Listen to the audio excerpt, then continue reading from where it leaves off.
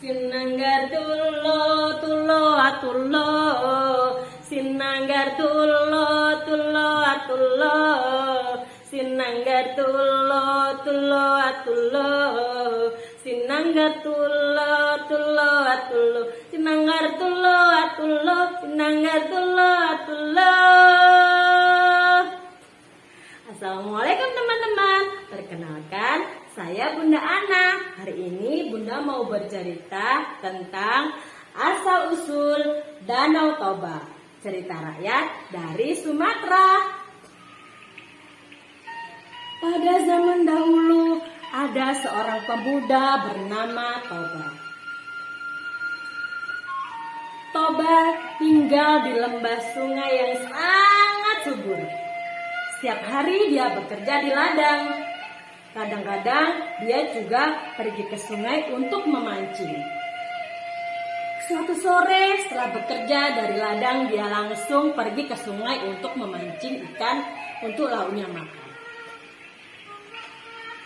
Diayunkannya pancing ke tengah sungai.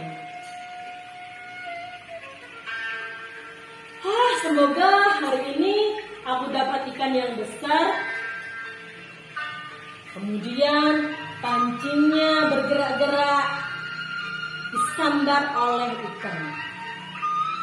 Kemudian dia mulai menyentakkan pancingnya ke atas.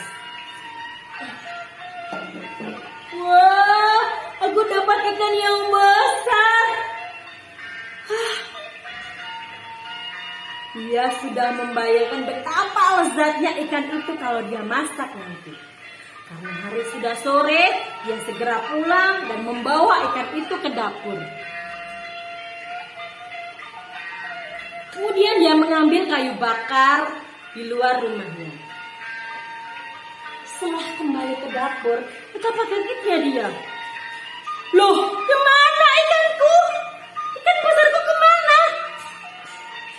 Ikan besar itu berubah menjadi beberapa keping uang emas. Kemudian dia membawa uang itu ke kamar. Ketika membuka kamar, betapa kagetnya dia. Karena di hadapannya ada seorang perempuan cantik. Kemudian dia bertanya, "Siapa kamu?" Perempuan itu hanya tersenyum. Kemudian meminta Toba untuk menyalakan lampu penerangan dan menemaninya ke dapur. Sambil memasak nasi, perempuan itu bercerita asal-usulnya.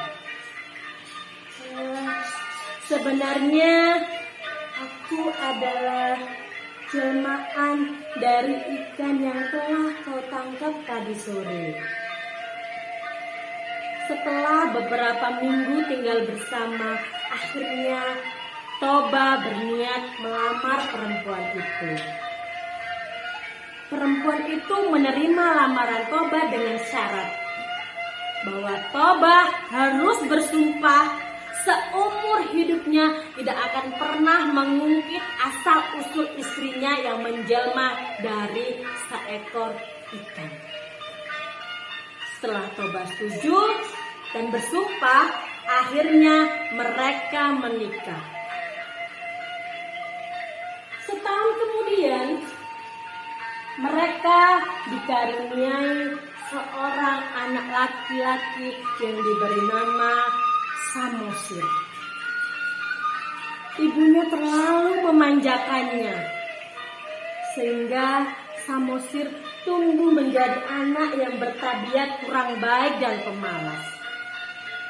Suatu hari, ibunya meminta Samosir mengantarkan nasi ke ladang untuk ayahnya. Awalnya Samosir menolak. Karena ibunya terus memaksanya, akhirnya pergilah Samosir ke ladang mengantarkan nasi itu. Di tengah perjalanan, "Aduh, aku lapar. Aku makan saja nasi ini." Dimakanlah sebagian besar nasi dan lauk pauknya. Kemudian dia mengantarkan nasi itu ke ayahnya. Samosir, kenapa kau lama sekali? Kau tidak tahu ayah lapar? Maaf ayah. Hah? Tinggal ini saja nasinya. Dengan gemetar, Samosir bercerita bahwa nasinya telah ia makan. Maaf ayah, nasinya tadi aku makan. Mendengar pengakuan Samosir, bertambah marahlah Toba. Kau ini anak tak tahu diuntung. Dasar kau anak keturunan ikan. Sambil berlari, Samosir pulang menemui ibunya.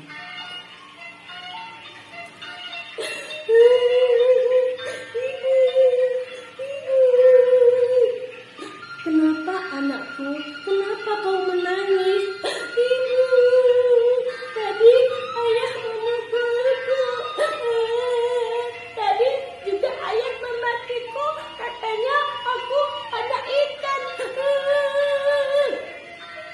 Betapa sedihnya perempuan itu karena suaminya telah melanggar sumpahnya. Kemudian perempuan itu meminta anaknya untuk menuju ke bukit.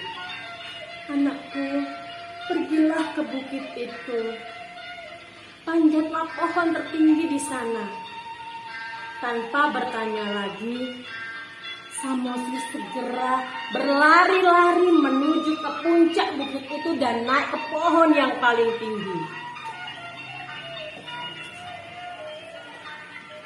Setelah tampaklah anaknya sudah mulai berada di puncak bukit itu, perempuan itu segera berlari menuju ke sungai. Dan tiba-tiba petir menyambar, bergemuruh menggelegar. Suamiku, maafkan aku karena kau sudah melanggar sumpahmu.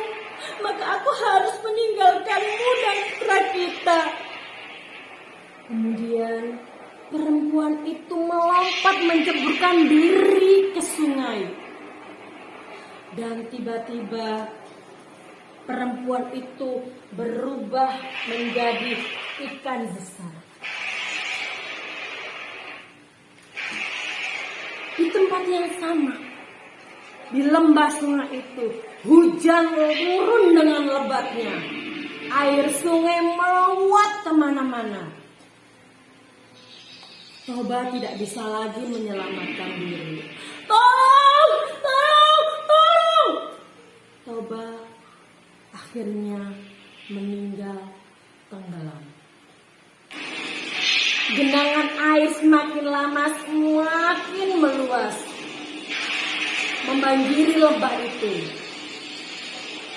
Lama-lama genangan itu berubah menjadi sebuah danau yang sangat besar. Kemudian danau itu diberi nama Danau Toba.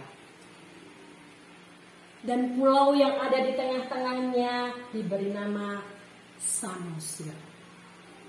Itulah akhir cerita dari asal-usul Danau Toba. Pesan apa yang dapat kita ambil dari cerita ini? Pertama, berhati-hatilah dengan sumpah. Karena sumpah bisa membawa kebaikan dan keburukan, yaitu bencana yang sangat besar. Dan jika berjanji, maka harus ditepati. Sekian dari saya. Nangkali golek sepat. Dipangan engisor gapura. Mbok menawi enter lepat kula nyuwun pangapura. Assalamualaikum.